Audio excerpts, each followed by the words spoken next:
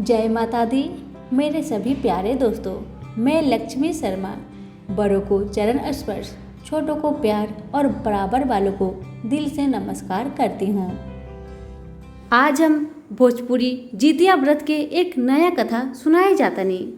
ई कथा बा 12 बरस के बिटिया करेली खर जितिया। कथा बहुते सुंदर बा, बहुते दुख के बा। कथा के पूरा जरूर सुनी और जितना लोग भी जितिया का व्रत करता लोग सभी के लगे शेयर जरूर करी। शेयर करे के बाद जीउत भगवान की जय हो जरूर बोली। तो आई सुने के हई कथा।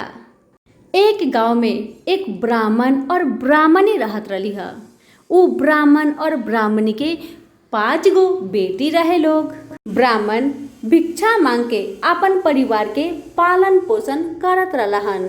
ब्राह्मण जब भी भिक्षा मंगिहन उनकर 1.25 सेर अनाज से बेसी अनाज ना मिली और सारा अनाज लेके ब्राह्मण अपन घरे जइहन। तब 5 बेटी मिलके खा ली लोग और आधा आधा रोटी अपन माई बाबूजी के धरा दी लोग।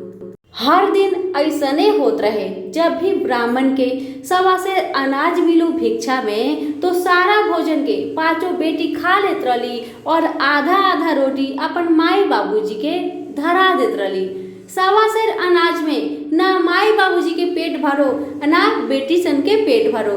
बेटी तो बड़ हो गल रहे लोग। इहे देख के ब्राह्मण एक दिन भिक्षा मांग के ले आयलन। त अपन पत्नी से कहेलन, सुना तारू 1.25 सेर अनाज मिलल बा ना, आधा अनाज 5 बेटी के बना के खिला द और आधा अनाज में से हम और तू एगो रोटी खा के सूत जाए के।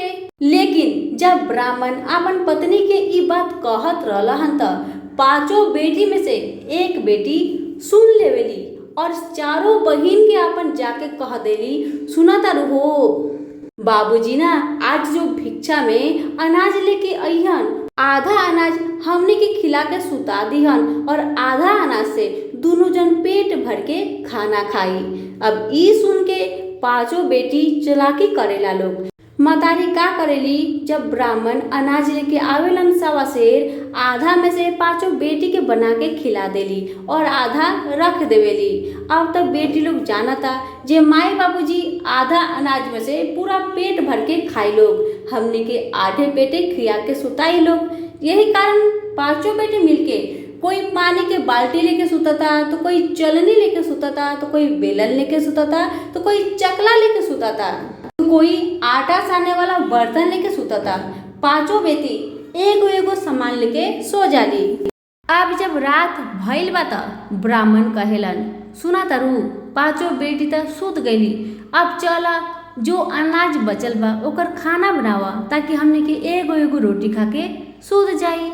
अब माई गईली आटा साने वाला बर्तन खोजतारी, कटरा कहाँ बा नहीं के मिलत। तो एगो बेटी कहतरी, माई हमार लगे बा। अब खोजतारी चलनी तो एगो बेटी कहतरी, माई हमार लगे बा। इसी तरह से माई एगो सामान खोजेली तो सारा बेटी मिलके कहली, माई हमार लगे बा तो हमार लगे बा। 5 बेटी फिर का करेली, उ सारा अनाज के बना के फिर खा लेली और माई बाबूजी के आधा आधा रोटी धरा देवेली। कुछ दिन के बाद ब्राह्मण अपन 5 बेटी से पूछेलन, बेटी तू लोग केकर तकदीर से खातरू, केकर भाग्य से खातरू, हमरा के बतावा। ई सुन के ब्राह्मण के 3 बड़ी बेटी कहेली, पापा हम राउर भाग्य से खातनी। और चौथी और 5वीं बेटी कहेली, पापा हमने के अपन भाग्य से खातनी।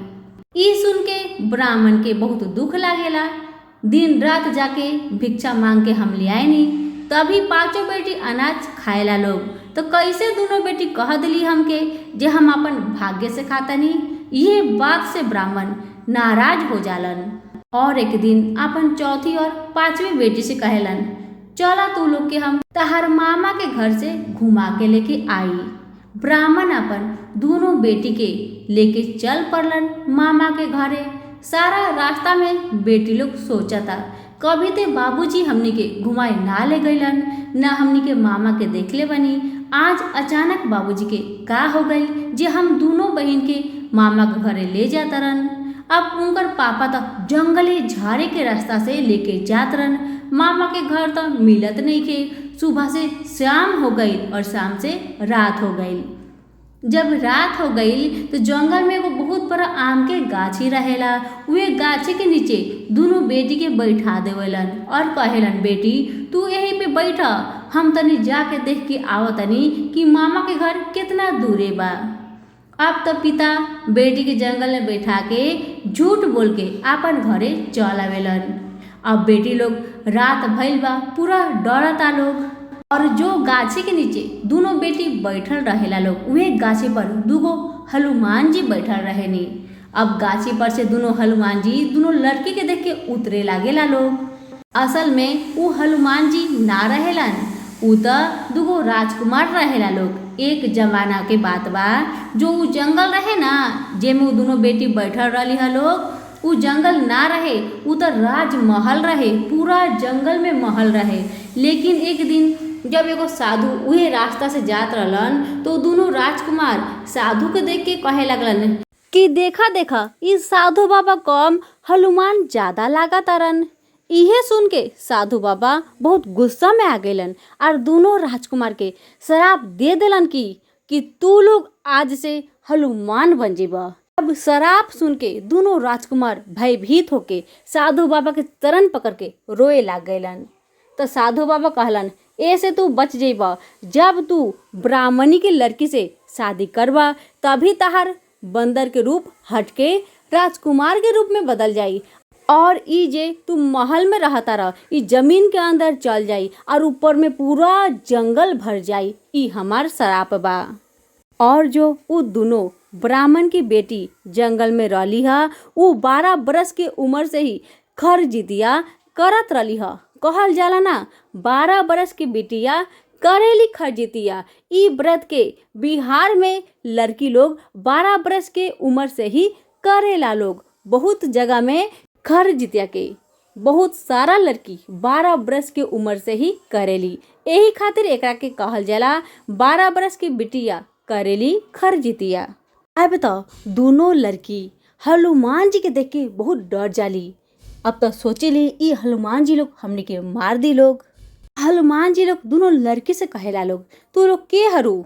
तू लोग कहेला, हम ब्राह्मण की बेटी बनी, हमार पापा मामा के घर के पता लगा के अहन तो हमनी के लेके चल जइहन। लेकिन आधा रात बीत गई, उनकर पापा मामा के लेके ना अइलन। ये देख के हनुमान जी लोग दोनों लड़की से कहेला लोग, अगर तू लोग इधर बहरी रह जेबू तो जानवर लोग मार के खा जाई। वहाँ पे एगो गुफा देखा तारू, चला उहे गुफा के अंदर चला तो तू लोग बच जेबू। छोटकी बहिन कहा तरी, ना दीदी ना, गुफा के अंदर ले जाए के ये दोनों बंदर हमने के मार दिहन लोग, मत जा दीदी। तब उनकर दीदी कहेली, सुना बहिन, बाहर रहबू तबो मौते बा, भीतर जेबू तबे मौते बा। चला ई दोनों बंदर के बात मान के हमने के भीतर चल जाए के। पहले दोनों बंदर उ बिल के अंदर घुसेला लोग, ओकर बाद में दोनों बहिन उ बिल के अंदर घुसेला लोग तो देखेला लोग, बाप रे अंदर तो पूरा भारी महल बा, हीरा मोती जगमगाता। ई देख के दोनों बहिन हैरान हो गए लोग। अब हनुमान कहेलन, सुना, हमनी के बंदर नहीं की, हमनी के राजकुमार बनी, एगो साधु के अपमान कैले रहनी हा, इसीलिए हमनी के श्राप मिलल बा, जेकर खातिर हमनी के हनुमान बन गइल बानी। और वो साधु ई भी कहले रहलन, अगर हमनी के ब्राह्मण के बेटी से शादी करेम तभी हमनी के बंदर के देह छूट जाई, राजकुमार के देह वापस आ जाई। इतना बता के दोनों हनुमान दोनों ब्राह्मण की बेटी से विवाह कर लेवेलन। जैसे ही मांग में सिंदूर भरेलन वैसे ही उ लोग के बंदर के देह हट के राजकुमार के देह वापस आ जाला। दोनों राजकुमारी बहुत खुश हो जाली। कहल जाला जेकर भाग्य में जितना लिखा रहेला उतना जरूर मिलेला।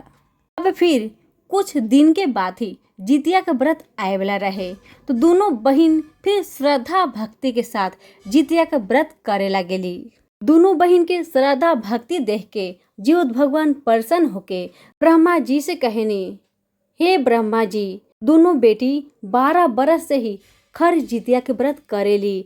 हम उनकर पे पर्सन बानी, रोरा तनी जाई विश्वकर्मा जी के लेके जाई और जंगल के हटवा के सारा जंगल पहले खानी महल बनवा दी। अब ब्रह्मा जी विश्वकर्मा जी से कहनी कि जीवत भगवान के आदेश बाकी रौरा पहले खानी जंगल के महल बना दी। विश्वकर्मा भगवान के आशीर्वाद से सारा जंगल हटके पहले खानी महल हो जाला। अब तो ई सब देखे राजकुमार बहुत खुश होकेलन। उस समझ जालन ई सब जीवत भगवान के कृपा बा। हमार पत्नी लोग जीवतिया के व्रत कैले बा लोग, यही खातिर भगवान खुश होके सारा राजपाट धन दौलत लौटा देनी। अब खुशी से समय व्यतीत होए लागल। 9 महीना बाद दोनों बहन के एगो पुत्र जन्म होखेला। राजकुमार बहुत खुश होकेलन।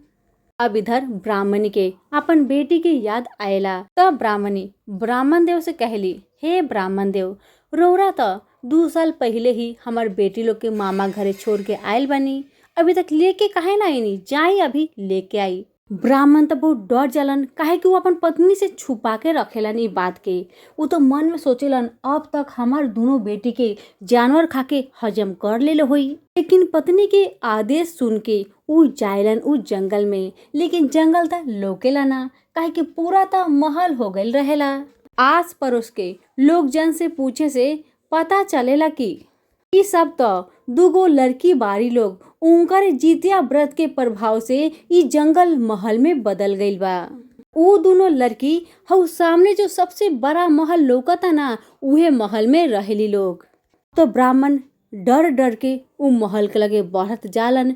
दोनों बेटी महल के ऊपर छत पे खड़ा रहेली। तू तो देख के पहचान जाली, अरे ई तो हमर बाबूजी बारन। दोनों बेटी दौड़ल दौड़ल आयली, अपन बाबूजी के हाथ पकड़ के अपन महल के अंदर लेके चल जाली। बहुत आदर सम्मान करेली, खाना देली, कपड़ा देली, धन दौलत देली अपन माई और बहन के खातिर।